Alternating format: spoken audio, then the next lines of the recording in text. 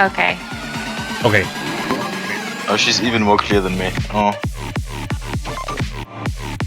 Okay, welcome to the stream. This is what we're doing tonight. We're going to do something a little different. We're going to talk about Game of Thrones. We're going to talk about Game of Thrones.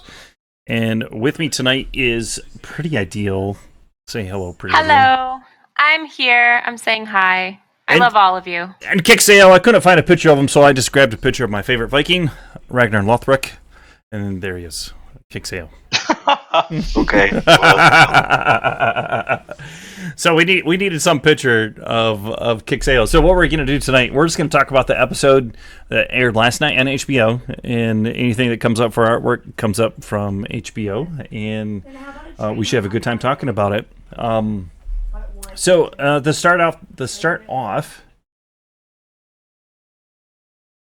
when the season opens, the episode 1 opens, we see the body of Jon Snow laying in the snow, and we can hear Ghost kind of howling in the background and clawing at his cage, trying to get out. And then Davos comes running out to see what's going on. I think he was kind of shocked, and I didn't think he really knew what was going on until he looked up and he saw the sign traitor. And then it was pretty clear. What did you guys think about that? PrettyIdeal? This whole episode kind of disappointed me because it was just all set up. So I think this whole scene where Davos is there and he asks where's the dire wolf, and then he's asking how many people are with us, and he's kind of poking around. Like when he first notices Jon Snow is dead, it's a setup. They're setting up for the next thing, but they don't quite get there. Yeah, I agree with that. You can feel his terror. You can feel his, oh God, what do we do now? This is the only dude who was really trying to help us. But it goes nowhere. When the other members come out and drag his body away to safety.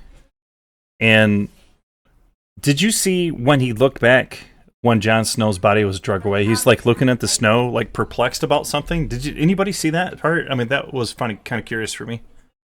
The halo of blood. Yeah. To me, it was like the directors were like, haha, he really is dead. You were all guessing. You weren't sure, but that's a lot of blood. He can't possibly be alive. Kix, did you take it? Did you read anything from that? Imagination. I think, as PrettyIdeal said, that a lot of the episode we were watching is set up. I think, especially this season, is going to be a lot about them trying to fool us because we do not know what's going to happen. Hello, Pretty. Yeah, I would agree with that. I really felt like everything was just more of the cliffhanger that we've already seen, with one exception, which we'll get to just a little bit later. But should we start out, maybe all three of us, like contemplating how we feel about the episode in a general? Yeah, state? in general. Yeah, that's fine. I think we kind of all did that though. But if you want to add some more to that, then yeah, I think PrettyIdeal. You feel satisfied with that? Yeah. Yeah, that's fine. I mean, I said my piece. The whole episode is a setup for the rest of it. There was a little bit of plot driving, but overall, it was a little disappointing. I mean, a lot of it, yeah, it was set up, but a lot of it was also closure from what happened at the end of the 5th season. I think, like we had a lot of things unanswered for. Now, so they take him back to the room, and then the Red Witch, she comes in, and I see her heart kind of plunge to the ground when she sees him dead, because she believes him to be alive in her dreams, fighting into flames, and she was already wrong about Stannis. And so she's wrong about Jon Snow, and I'm kind of thinking that she's questioning her faith. Yeah, a lot of people seems to be going that way as well. Oh, she's definitely questioning her faith. She has followed the Lord of Light for hundreds of years now, obviously. And, everything she thought that she saw in the flames is totally wrong. But at the same time, I mean, the Lord of Light has brought people back to life several times now. And if we don't consider the books at all, if we just go with what the show says. Right. Right. Can you bring up that picture of Beric Dondarrion real quick? Oh yeah. Clickety click. So here's Beric, and he was brought back to life. How many times was it? 5? Was it 5? Six times. Yeah, 6 times. Right. And if you forgot who he was sent out by Lord Eddard Stark when he was going to kill the Mountain. Obviously, he failed to kill the Mountain. He got killed, but the Lord of Light started bringing him back. And 6 times he brought him back. So we know that the Red Priestess, she has that ability. And so I think she's kind of considering whether or not she should bring back Jon Snow. And I think that's a pretty good estimation on where it's going, just because we have proof that he can come back to life. He brings people back to life all the time. So we're done with him. Right. Yeah. But that character is still milling around somewhere, right? He was cut down by the Scott guy. I can't remember his name. And then he was brought back, but that's all we know. Supposedly, sure he still roams. He still roams around with the other dudes, right?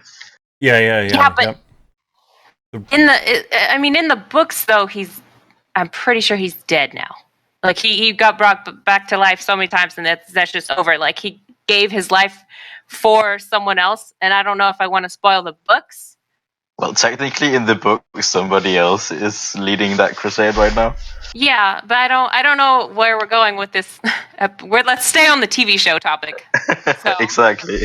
So if we're staying on the TV show topic, he's still alive, probably. Right. So after Red Witch comes in, Melisandre, then we break to the rest of the Night's Watch in their great hall, and they start wondering who killed him, and Thorne right away he owns up to it. He says I did it, and he's saying that loyalty is the foundation of the Watch that was built. And to me, that statement alone seems rather hypocritical, because I mean, if he was loyal to Jon Snow, then he wouldn't have killed him, right? So I don't know.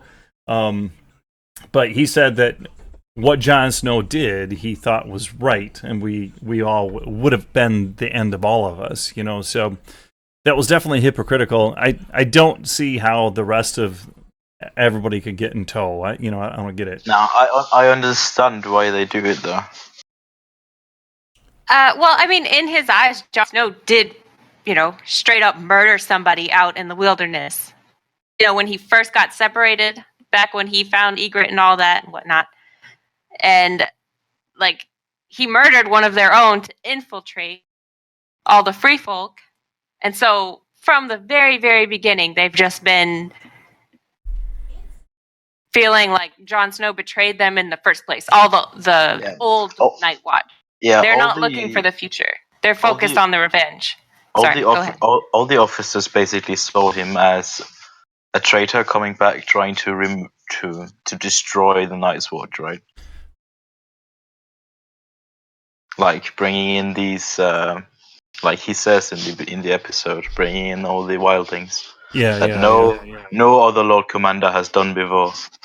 The other thing that I got from that scene too, besides everybody jumping up and down and everything, but the one boy there, Ollie, he seems to be mucking about and puffing his chest out a little bit, saying believing that he did the right thing, and we saw that still. It looks like he's not having second thoughts at all about stabbing Jon Snow to death. It looks like he's pretty happy about it. And should we go to the most interesting part of that scene? Go for it. Sure. Where he says Jon Snow still has allies. That's a pretty interesting statement. Well, he knows that he knows there's allies there. Yeah. He got 50% of the votes. Exactly. Yeah. But I'm thinking that he might also be talking about the wildlings that came. Yeah. Just bring that giant in there. He should have never let the giant leave, as far as I'm concerned. He should have just had the giant right there. Jon Snow basically saved everybody at Hot Home, right? Yeah. Yeah, and he also saved all the Night's Watch as well. Technically, they owe him, is what they're saying. Which is what is interesting for the next. You think season Ali will coming switch up. sides again, Cat Pokey? Maybe it's very possible. So after we're done with the intro there, then we jump to Winterfell. So it goes right from there, right to Winterfell, and here we got a question for you. So we got. Goes right to Ramsay Snow, and he doesn't shed a tear at all for his girlfriend that's dead. I didn't even look for her name, because it's I don't know if we've ever heard it in the show, honestly. Oh, so, yeah. Miranda. So what we're gonna do here is I'm just gonna do a quick. You can answer 1, 2, 3. You can bet up to 100 shiny nuggets while we're talking about this. So, what does Ramsay Bolton want done with the body of Miranda when she's his dead lover? Burned at the pyre, buried, or fed to the dogs? I thought that was a very interesting conversation. We only got a 1 minute timer on this, so I do thought it was very interesting. And then he starts. Talking about the first time he met her and everything, I thought he was gonna get sentimental there for a second. Well, actually, that scene in particular is very important to how his character works. Yeah. He's. I mean, he's a sociopath. Of course. He says your pain will be paid 1,000 times over. So he's not just a sociopath. He's actually pretty genius in what he does. It kind of started nervous for the people that that he's hunting. I really started feeling nervous. Pain 1,000 times over, which is a lot. Yeah, but that scene. A lot of people, I mean, you can see it. They're like, do we want to feel sorry for him? Because he puts a lot of description into like how they met. And usually he doesn't really care all that much about the people around. Like he knows what's happening, but he chooses not to have any feelings at all. And so he starts talking about her and, you're like, "Aw, that's so sweet." And then, question 1. Did you answer it? I don't remember. Oh yeah, the answer to that one is she's good meat. She should be fed to the dogs. So I mean, God, I wanted to feel a little bit of sympathy, but there's just none.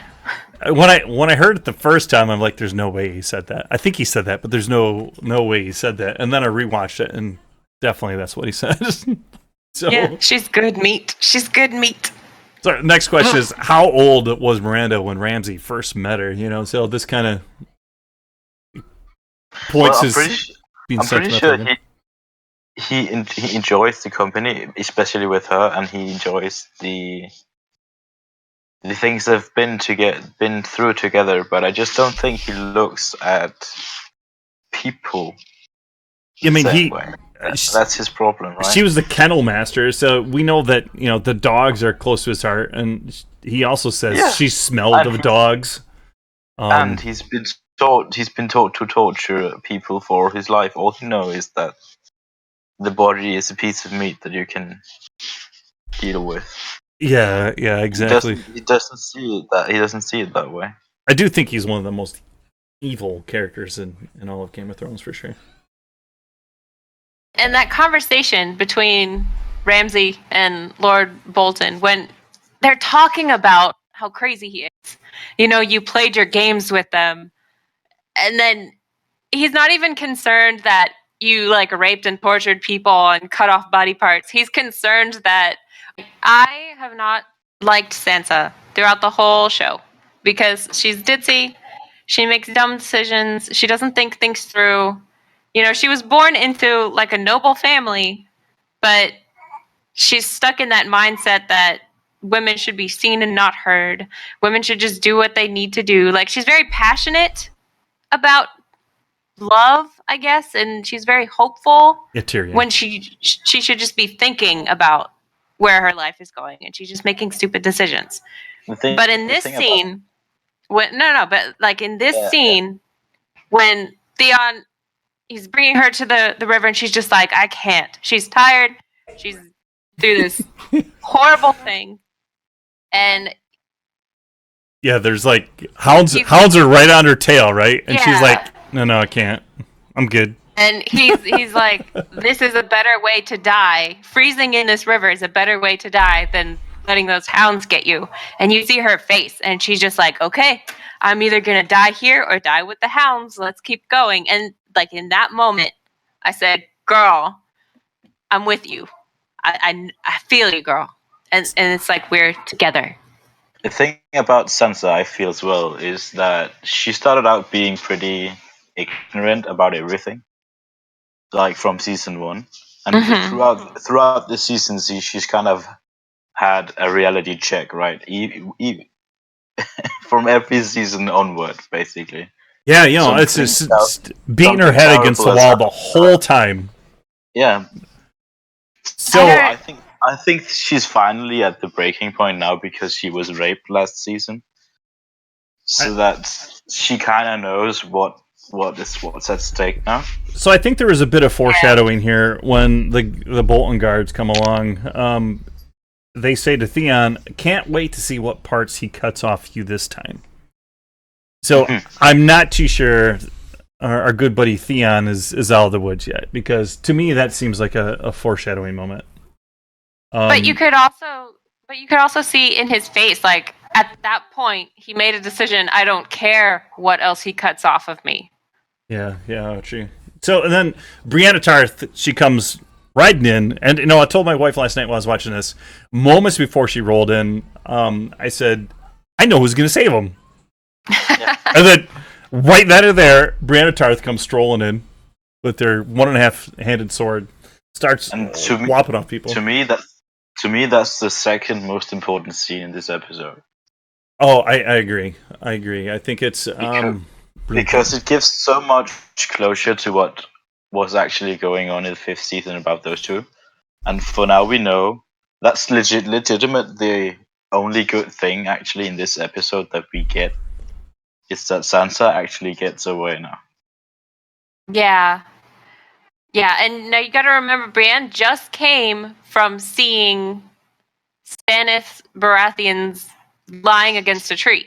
That's where it left off the last time. That's very true. Yep, that's very true. Everyone was slaughtered. Brienne walks up to him. We don't know if he's dead. He might not be dead. She may have saved him. We have zero idea. But she came with Podrick alone.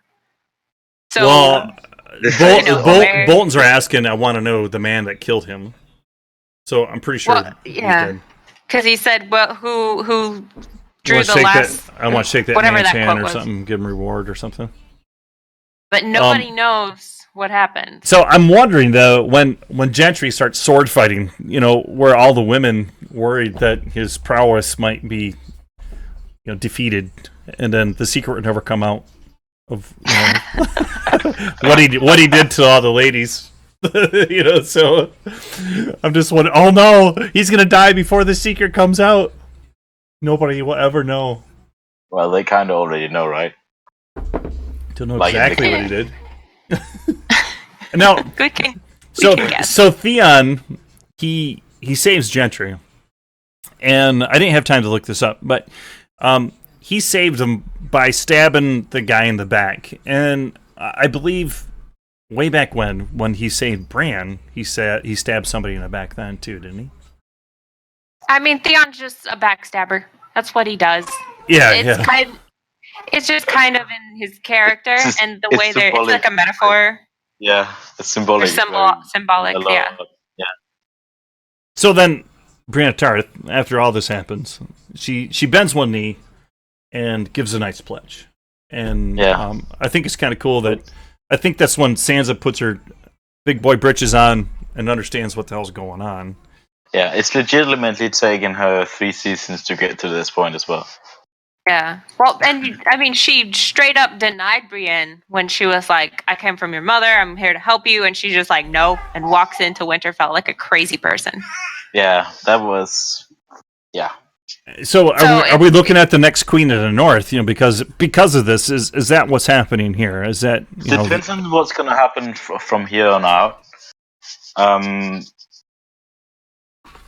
If she goes to the north, there's no guarantee of what will happen if she goes to the Watch. I got to thinking the craziest of things today. What would actually happen if the capital came to the rescue of the North and helped?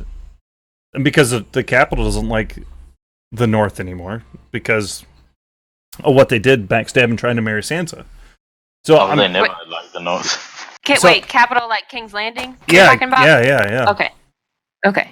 The Lannisters. I'm wondering if they're going to come to the aid to try to restore order, and then they come together to help fight off the end. I don't know. That's basically what Bolton said, right? Because he was kind of worried now that he couldn't rally the North because he didn't have Sansa. Because he's basically trying to betray the Lannisters right now, because Sansa is technically married to two persons now, right? She's married to Tyrion and to Ramsay as well. Yeah, that's very true. Okay, so where are they going? Oh, now you have Brienne. She met up with Sansa. Where are they going? Are they going to try to go north to Jon Snow, where they think he is, or who are they going to turn to now? Yeah, I think Theon wants to go north. Or are they going to go back to the Vale? What are their options? There was a scene. They're not going to go to the Vale. There was a scene with Brienne of Tarth in Riverrun. And I wonder if we're going to meet up. I forget the character's name. But he escaped from the Red Wedding. And so he is the de facto leader of Riverrun, right? Who are we talking about? The guy who shot the arrow way back when to light the pyre in the river. Because his younger brother couldn't do it. Oh, yeah, I know who you're talking about. I can't remember his name, though. Oh, no, what's his name? Google. But maybe we'll run into him again. I don't know. But he's supposed to be a big part, right? I mean, he's a big warrior. No, not Bronn. Not Bronn, no. The guy that lights Lady Stark's costume. For her cousin, House Tully. He said he had to go out and take a leak, and then everything went to hell right after that. Yep. I can't find it. We don't know yet, and we haven't seen any spoilers. Let's just. I do like the line though. You'll always have a place in my heart. Meat and mead at my table. I will ask you nothing to do with the dishonoring. At this point, they could basically go everywhere, besides going to Winterfell. Right. There's a lot of places in the north I think she could hide and try to rally somebody to her cause if she wanted to. I think a lot of people would still stand behind her. Exactly. So from here we move on. Dark. Yeah. So here we move on the King's Landing. Ship returning from Dorne. And I got another question up here for the stream. So you guys can take a look at this while we're talking about this. So the ship from Dorne returns, and you can see her kind of all getting giddy and everything like that. Yes, she's expecting her daughter back. Yeah, so she's like Marcella, and then as soon as she gets down there, she can see the look of Jaime. Pretty much says it all, right? It says it all. You can see the casket behind him as well. Yeah. The golden shroud. The golden shroud. Yeah. Yep.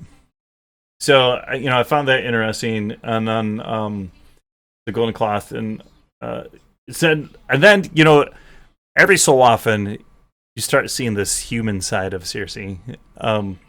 So we kind of saw that Well, in this episode. Well, she was also broken down last season, like to bare minimum. Like every single. That's very true. It's what I found. It's what I found interesting about this season going forward, because every single big house we've seen so far has been broken down so hard. See, Like every single major house that we know of, Right. basically, has been broken down to the bare minimum. They know they are not immortal anymore. So then they go back into the castle and like, do you remember the first time you saw a dead body? And then it's Mother, but it's not just Mother, but it's Mother after Tyrion killed her from childbirth, right? So I'm surprised that wasn't brought up. And then I'm not quite sure they like Cersei like her brother right now. Oh God, no. So maybe that's why.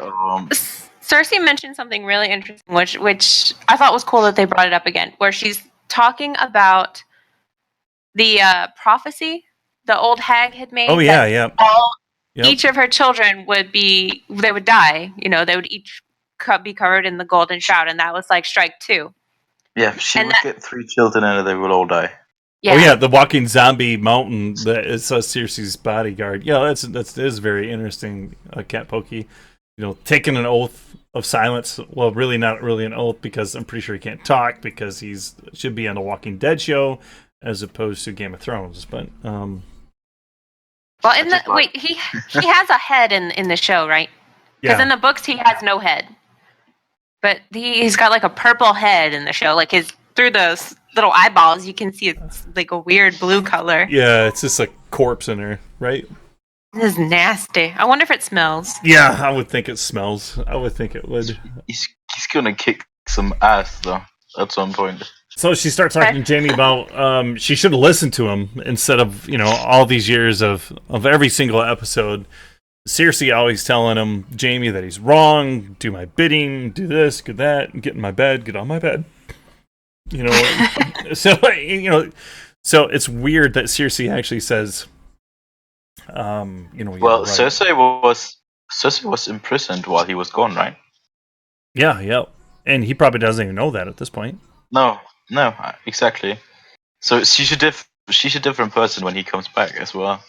Like she's been broken down, and he's not yet, which is why I think the scene where he reassures her that everything they've taken from them, he'll take that back. Like he's a strong character now. Well, he was already broken. I mean, they cut off his sword hand. Exactly. So now it's her turn, and he's helping her through. And I wanted to feel sorry for her. I truly did. Her daughter died, but instead of being, oh, maybe the way I've been acting is totally terrible, and that's why everyone around me is dying. Instead, she's like, oh, nope, I'm just going to keep being terrible. Let's murder everyone now. I wanted to like her, but she's just, she doesn't get it. Now, she's a monster, though. Here's the other thing that I kind of noticed from I've rewatched all the series completely before a couple times, and I've noticed over the years, and I don't know if it's planned or not, but all the Lannisters, Cersei, Tyrion, and Jaime, the first episodes and seasons, their hair was so golden, and now it is like dirty blonde. And Tyrion's you could hardly even tell he's a blonde anymore. He almost has red hair. So I just find it curious. I don't know if this is a choice that they're going from so blonde and pure to now their hair is getting darker and it's getting muddied up a bit. I don't know, but none of them will qualify as blonde anymore. You could also say that's a symbolic of the Lannister pureness being broken down. Yeah, that's kind of what I'm thinking. Yeah, you could definitely go that way. Because the only one that's still blonde is her son. Well, and her daughter. Yeah. Her daughter was definitely blonde, right? I don't think it's intentional. And there is a big theory out there that Tyrion is not actually a Lannister. So I don't know how that might play into it. But I think it's an accidental happiness kind of that they're progressing like that, and as the show gets darker, so do the characters. I mean, Sansa dyed her hair black. Yeah. It's happening. Yeah.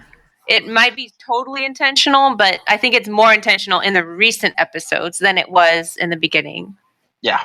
So then from here, we go right to the dungeons of the church, and Marjorie, she's sitting there getting berated by the Bible, or whatever they call it, the big book of do what I tell you to do. Confess. And she's like, sinners don't make demands, they make confessions. And, you know, obviously he's been beaten many times by her, because she kind of scurries away, right? As soon as she, like, flinches. Yeah. Or Marjorie's just like, oh, it's coming at me again. Let me bring this up. So Marjorie's in a cell right now for lying and being pretty. That's like, those are her crimes, is lying about knowing about her brother and being pretty. Confess. And she's being beaten, you know, mercilessly for months. And I think the biggest thing is she's lying about her brother not being with the dude. Well, I mean, but that's part of their thing, was he was just like, you have a fair face, and like, hold on, that's not fair. But Cersei was in there for like tons of crimes, and she didn't get beaten like that. Oh yeah, but well, she kind of did. She was like they threw shit on her and cold water and stuff like that as well, right? While she was in the cell? Because they did that while she was walking. Was it? Did I miss that part completely? I'm pretty sure there's a part where they strip her down in the cell as well and throw cold water at her and stuff like that and beat her with. Well, that was. That was bathing her to make her pure before the walk. Yeah, that's true. So Marjorie starts asking about her brother right away. You know, it's just like, Marjorie, you know, what about my brother, you know, Loras, and then the high priest comes in and, well, let's talk about your husband. Shouldn't you be worried about your husband, you know, kind of thing. And she's like, I have nothing to confess. And then he says, you're pure, you're perfect, you're without sin. You started down the path and you have many miles to go. So, I found that interesting that it seems like that kind of broke her a little bit. You know, I don't know. She always has a snappy comeback for everything. She knows how to play people, but she just stayed quiet for that part. And I don't know if that's because she knew she couldn't play him. I am not sure about that. Now, usually when she does that, though, she has some kind of power, right? Right now, she doesn't really have anything. Yeah. Mm-hmm. That was sad to see her broken like that, because she's pretty sharp, but he got her. So that scene was really rather brief, just to say hello to Marjorie, just to let us know that she was still alive. And then we go right to the door. And, you know, I'm pretty shocked about the stuff that happened there so quickly. And I really like that. I really loved that scene, actually. Start saying how Oberyn was born to be an adventurer. He was born to rule, and that Oberyn slept with many beautiful women. And then, of course, his ex is like, meant to, you know. So, the guards are just standing there, and she's like, "You don't know your own people," and you know, let's talk about Alien Martell being raped and killed, Oberyn Martell being butchered and did nothing, and then, you know, he gets his guard, a huge dude, just gets stabbed in the back by this little tiny girl. I'm sure it was poisoned, right? But of course it was, the little sand snakes. Yep. Yeah. I wasn't surprised at that death. I was expecting it. Yeah, me as well. I thought it was funny. When they fucked up Marcella last season, they basically were like, "We're gonna clean the whole thing." Like, yeah, kind of the setup, right? Yeah, you just knew it was a matter of time. I mean, so now they're either gonna take power somehow. So I mean, Dorne is about to be ruled by a woman now. Yeah, and she's like, you know, he starts clinging to his chest, and he's like, you know, my son, your son is weak, just like you. Weak men will never rule in Dorne again. And I'm kind of wondering if that is talking about all of the seven kingdoms. If you take a look at the change in power that's happening. Yeah, I was waiting for us to come to this scene. Sansa's all about it, right? Sansa Stark's growing the power. Cersei, I think she's not going to stay down for long. And then we have Elaria Sand. She's coming to power, and then we got Daenerys. She's down, but she's not going to be out. So we all know in the end Daenerys gonna fuck them up. Right. So I mean that was pretty quick. Then I'm like, oh damn, But then it goes right to the boat where the prince is, and he starts. I told you, I didn't need any food, and they come in, and then they're like, we're not here to feed you. We hit to kill you. Yeah, just like this. We got another question here. I have a serious question too. So pull up your question and then let's talk about this plot hole the size of Saturn. Okay, so the question is, when the assassins killed the Prince of Dorne, what was said? You have all the fun. You're a greedy bitch. Mother would be proud. Typo.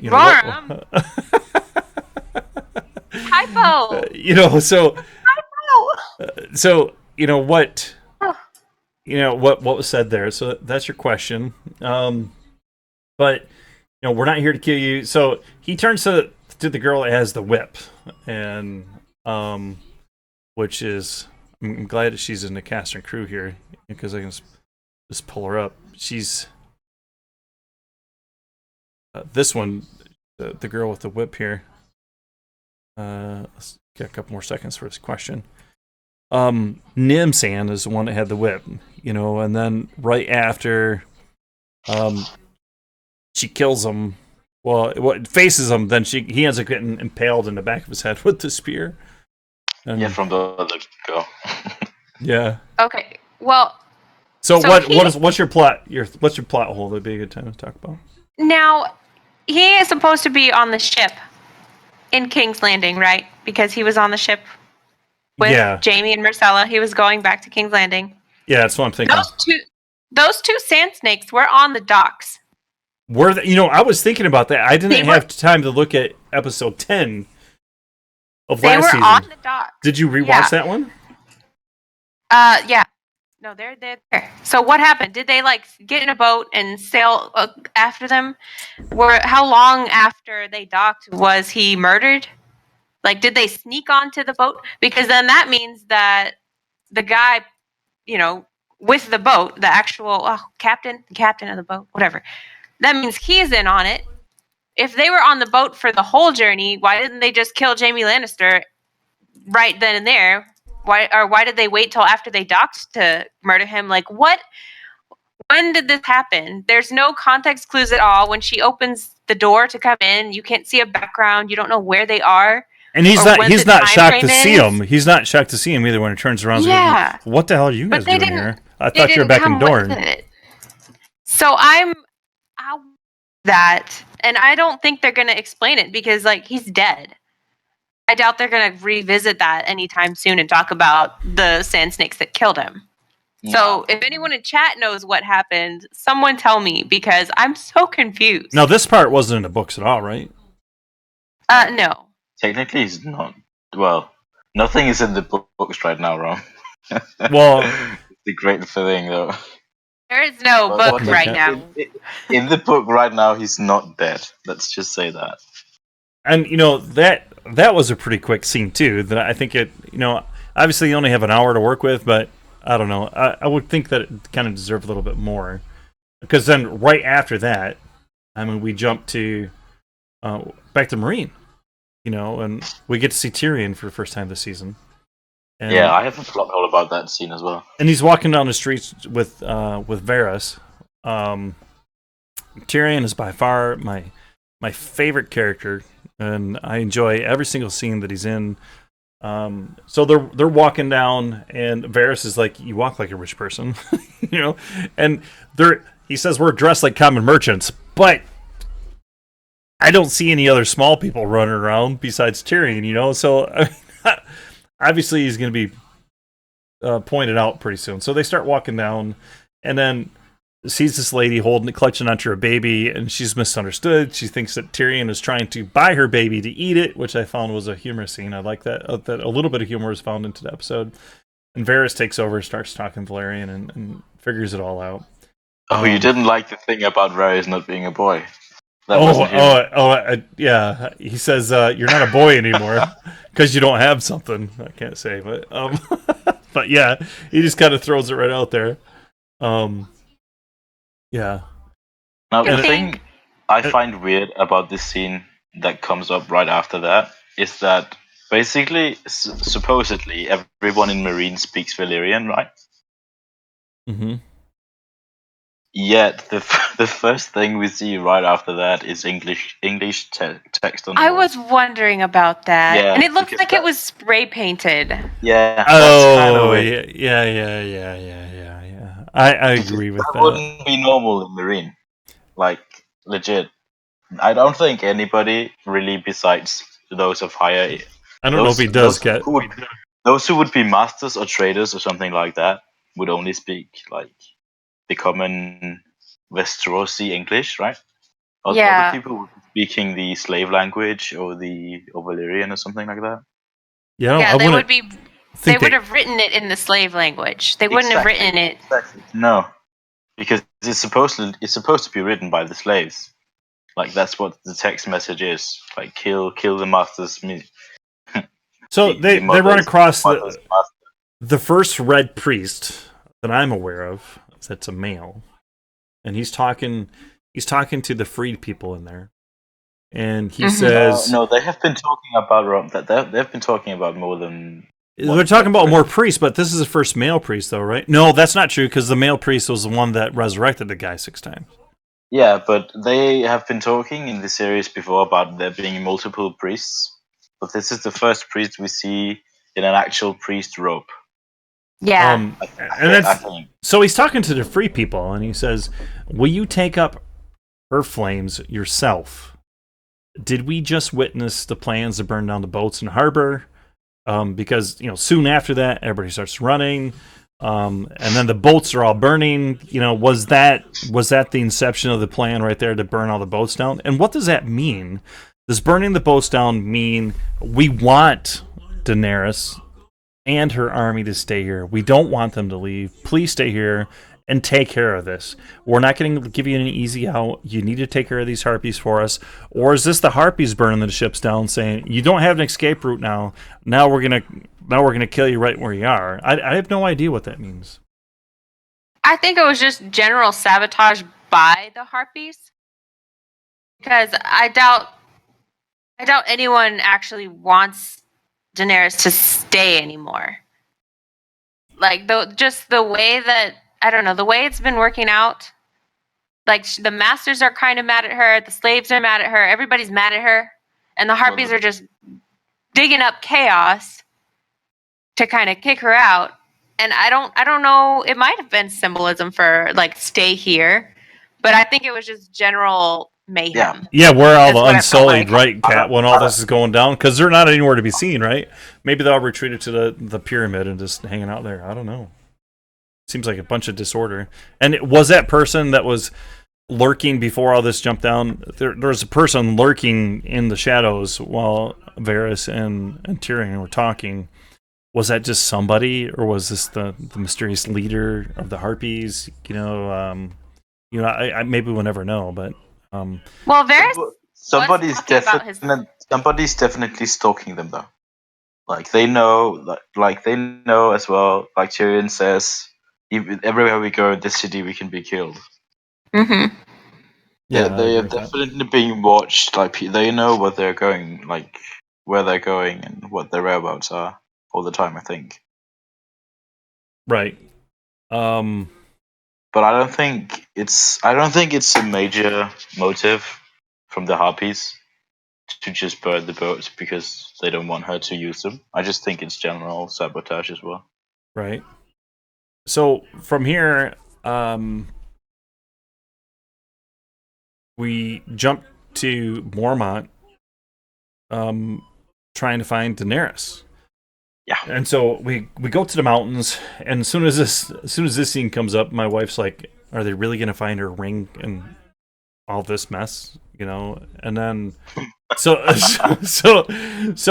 it quickly goes to you can see the giant horde was there and everything else like that, and you could really tell there was a circle right in there that I'm like, well, at least I narrowed down the search. Maybe it's in there. So we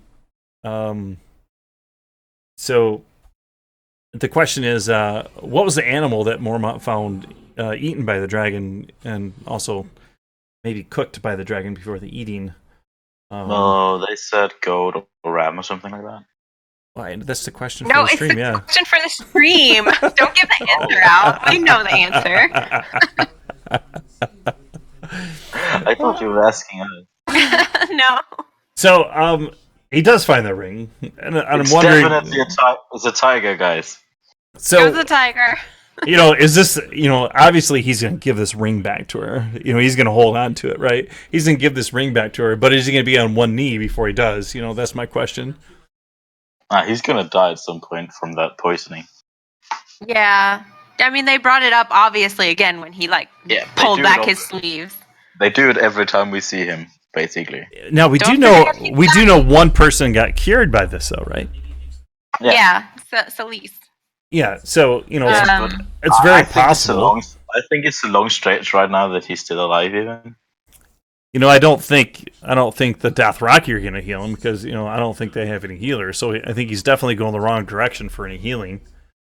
I don't think he's that much. I don't think he has an interest in it. I think he just wants to see Daenerys fulfill whatever she wants to do. Yeah, he says his companion. What is his name? Dario. He says, "I want to see her. I want to see the world when she's done conquering it." And then he says, "So do I." And then he looks at the arm, and hoping that she'll conquer the world before he succumbs to whatever the hell is going on here. Yeah. That was just a little bit of character building, I think. Yeah. They're on the right path. They'll track them. I don't know if they're gonna meet up with her before she gets to Vice Dothrak with the. Well, I guess that's the next scene. Let me wait for you to go. I don't think so.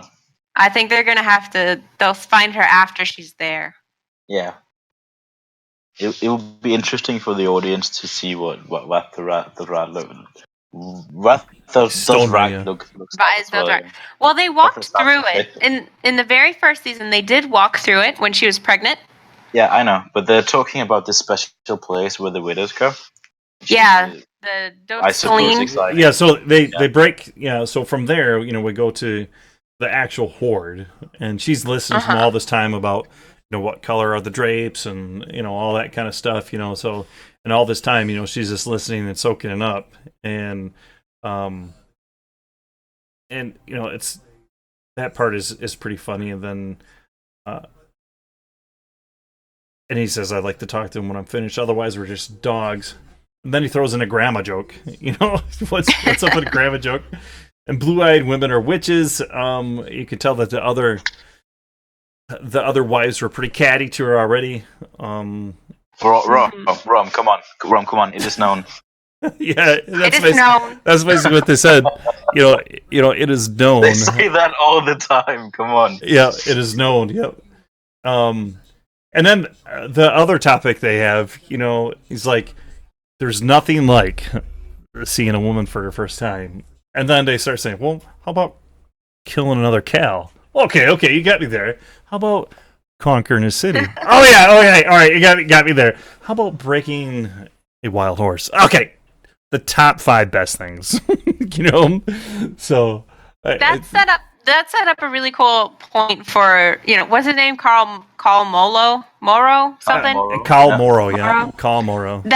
That he's a little more influenced by the people around him than Khal Drogo was, because he was just like, I'm the beast, everything. That's a good point. Here you had this back and forth with the people around him that he's a little more open minded. I mean, or stupid. Because if anybody know did which that one yet. around Khal Drago, he would cut their tongue out, right? Slicer. And would have been it. Yeah. So Yeah. I think Daenerys kind of saw that as her way in to just come in full force, like, this is who I am, Queen of Marine, I'm here to fuck you up, like, you better be nice to me. And then they hit her with the bombshell, like, you should be with the other widows at Advise Dothrak, like, we have to take you there now. And I think it just threw a giant wrench in her plans. At first he goes, you're the queen of nothing, right? You're the queen of a million titles, which is nothing to me. Well, yeah. Yeah. And then she goes on that he wants to lay with her, and she does not want to lay with him, obviously. And she says that she's had a child with Drogo before, and then he realizes that she's a Khaleesi. So she threw away a ring for nothing because she professed that she was already married, and that's what I thought she dropped the ring so that someone could find her later. Is that what you think? Was like a really a breadcrumb in the middle of a field. I mean, that's what I thought. Otherwise, she would have taken her necklace off too. Oh, that's a good point. Right? Yeah, that's a pretty shiny necklace. Everybody with the dragon on it.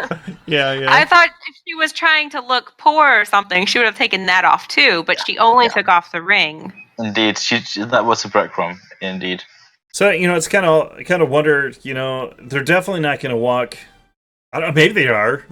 I don't think they're going to stroll right up into the horde and say, "Hey, can we have her queen?" The thing is, I'm pretty intrigued, so to speak, about where Drogon is at this point. Like, did the dragon just take off? I think he's just laying down. Bless you. I think he's just laying down, just licking his wounds still. He does what he wants to. He does not care one bit. No, of course, he's a dragon. All she has to do is whisper in the wind and bring him. Now, and she does really have control as well.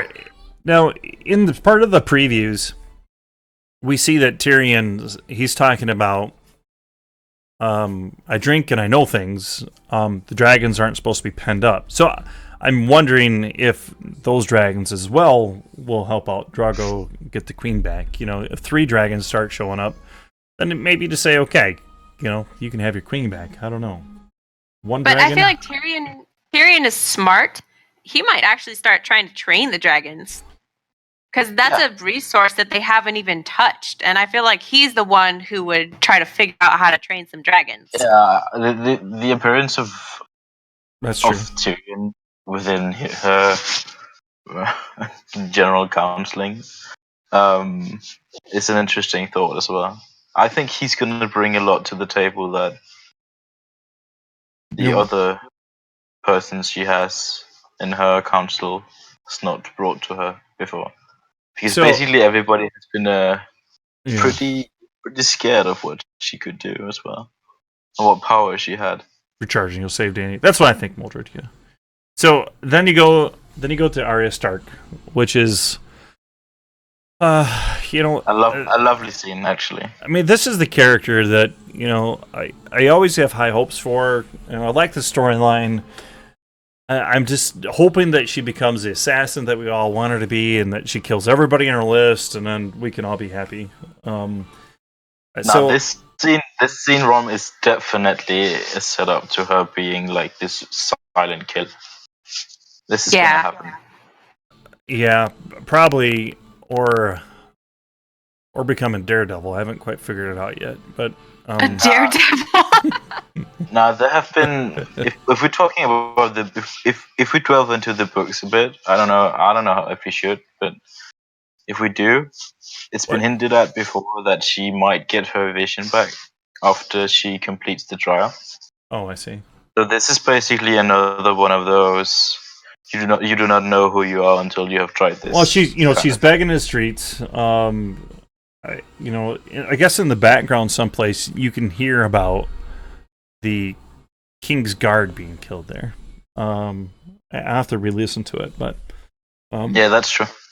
So, she's begging for some coins. She's not getting hardly any.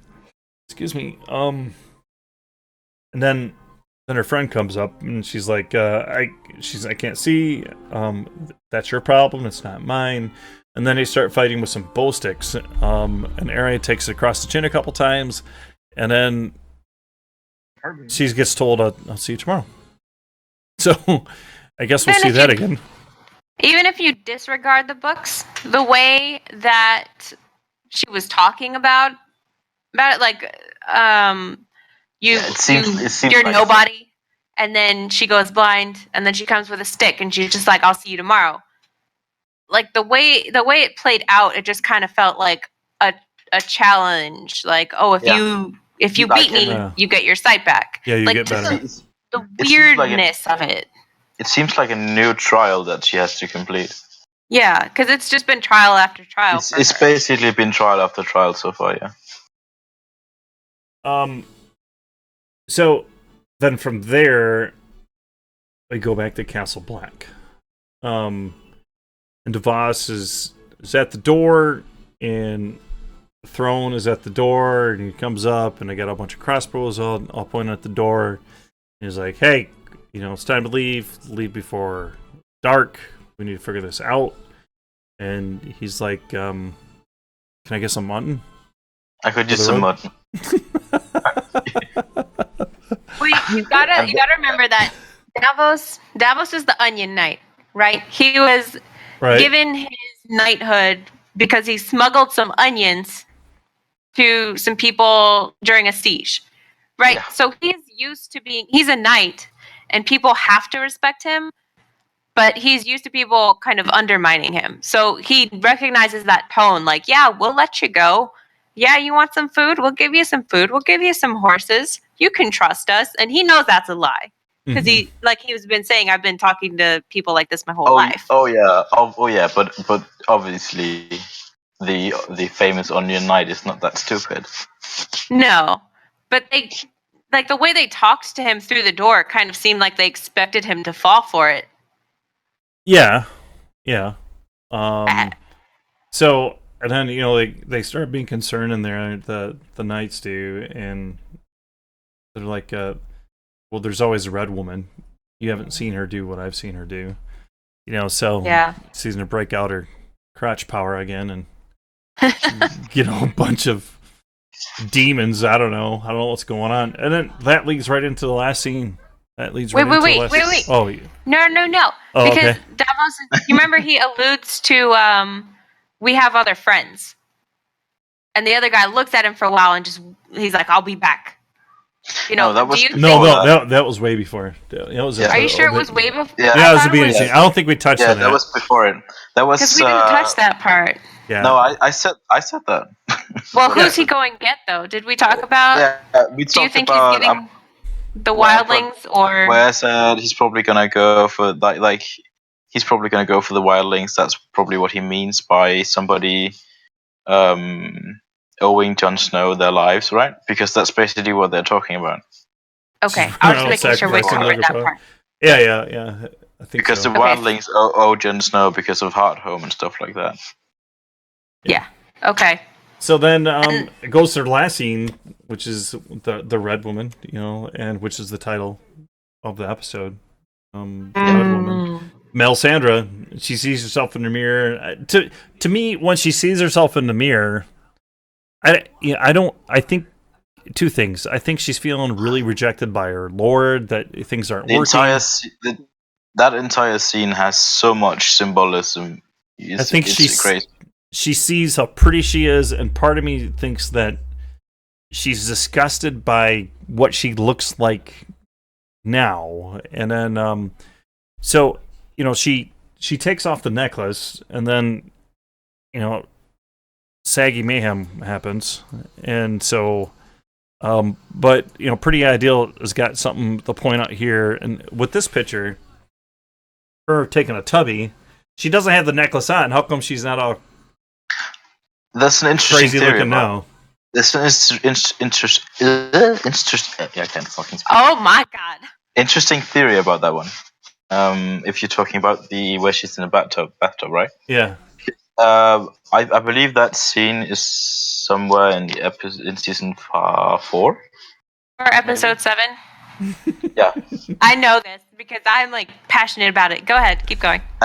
What some of the fans or whatever theorists think that this scene in particular might mean is that the only person that's really looking at her while the scene is happening is Shireen, Stannis' wife.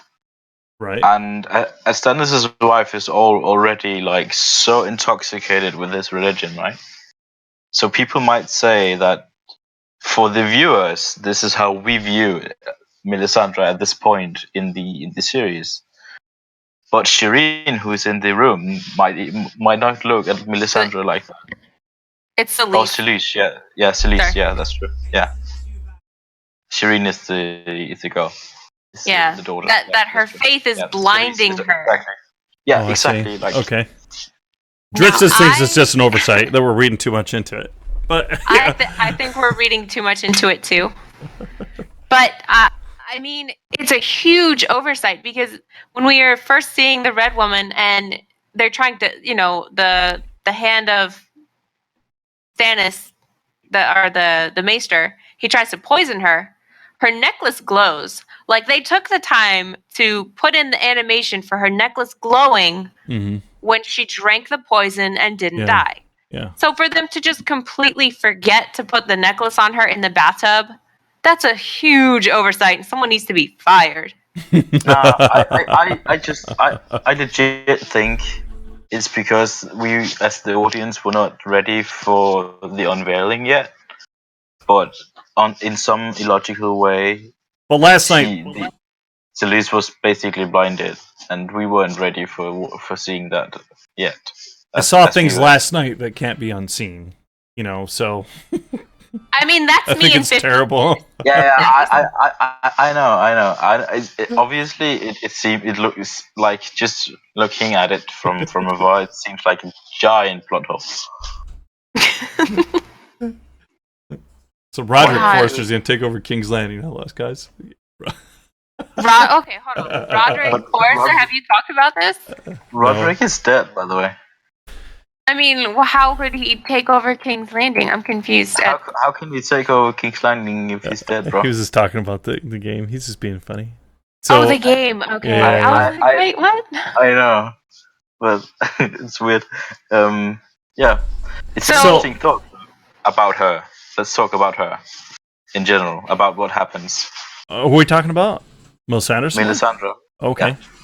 She is over 400 years old. She's All right. definitely over 400 years old, which is an interesting thought as well, because that would mean she has seen or at least heard about the fall of Valyria. Right. Because that was legit 400 years ago. Right. It would also mean that she's closer to the White Walkers. She knows that like winter is coming. That's the whole show. So everything That's she's also doing. That's also why she's looking for Azor Lightbringer. Ahai. Yeah. Yeah. The Lightbringer. So she's closer to it. She wasn't there when he was around, which that was 5,000 years ago. But 400 years, I mean, it's closer to the time that they're talking about. And there is also a theory, someone brought it up in chat, but I was waiting for this before we talked about it, that she might have been the hag that was talking to Cersei and saying that her children would die and that she would be murdered by her youngest sibling. Yeah, that's quite possible. Maybe. Just because she's been around so long. I'm not 100% sure about that one, just because there isn't really enough in the books to kind of support it. The thing is, also, something is said, I read, about Melisandre not eating anything, and that she says that the Lord of Light basically sustains her for what she Oh, eats. yeah. Right. Yeah, no, she definitely has some kind of immortality thing going on, I think. Yeah. Or she's dead already. Like at least until she has fulfilled whatever she needs to. So overall, though, I thought it was a great episode. I just wish there was more of it, just so I could, there's only 10 episodes. I just wish there was more of it. It's always wanting me more, which is, I guess, is good. But I mean, there's some big characters that we didn't even see. We didn't see Baelish at all. We didn't see Tolman. We didn't see Bronn, Gilly, and Sam. We don't know what they're doing. We have Missandei. We haven't seen They're her. probably not gonna continue with Sam's story. Well, maybe he's gonna come back at some point and be done with his training. I don't think we're gonna see him at the whatever, I can't remember what it's called. Bran, I guess we're supposed to see next week.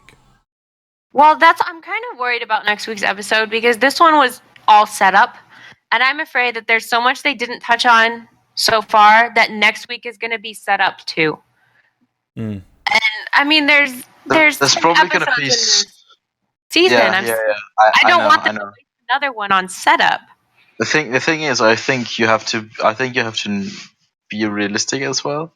They have to do a lot of setup because of the fact that the book is not out yet. I think, like they're trying to delay. They're trying to delay some stuff as well. Well, I hope the whole season isn't set up to set up to set up. I'm hoping which can either be good or can be bad. They can either bring in some interesting stories that they would not have done if they had the time to do it. The other thing, like we can get some more character arcs or stuff like that in between. Or it can be a bad thing, or it can be a bad thing with just setups and more setups. Hold on, I'm reading chat. Yeah. The ancient Valyrian discovered immortality through magic. All men must die. I think a lot of people are actually going away from magic. That's why Valyrian steel doesn't exist anymore, because like maesters are scared to touch on magic. And also they won't. Also, you had to have Dragonfire to make Valyrian steel. Oh, that's very true. And all the dragons are dead, supposedly. That's very true. Yeah. Yeah, that's very true. Because the way they made Valyrian steel, as I think I know it, is that they used the magic of the fire from the dragon's breath, basically to forge it. Right. That is what makes it magical, I think. Yeah. It's basically he's right. Right. I turned that off today, Gilliswag. But I'm anxious to see what happens next week. There's a big character that we haven't barely seen. We kind of ended last season seeing him for a brief moment. The three-eyed raven. He's he's a rather big actor, so I wonder if he's going to get a bunch of screen time next week. So I'm kind of interested to see what happens there. I'm interested in seeing some of the Iron Island stuff, because we know that they have been casting people for that. So I'm really interested in seeing that stuff. Yeah. What if Longclaw is a sword made of fire? I don't know if we're going into this discussion today. I don't think we're going to go into all that. No, I don't think we'll do a whole bunch of no. We'll talk about that at some other in another episode of this, if it ever comes up.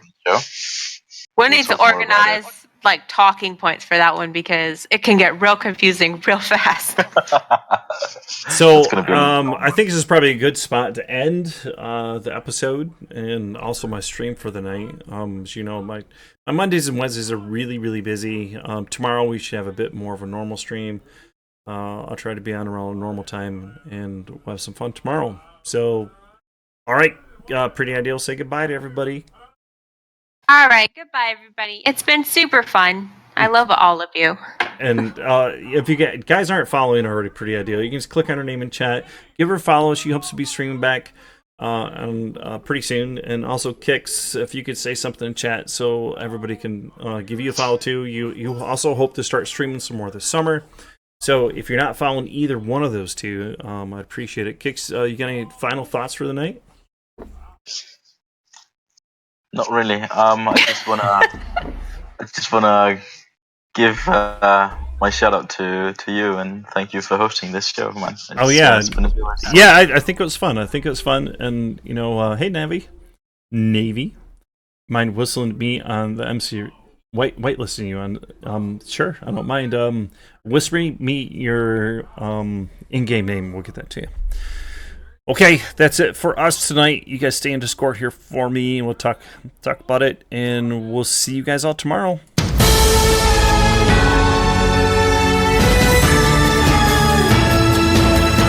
Until next time.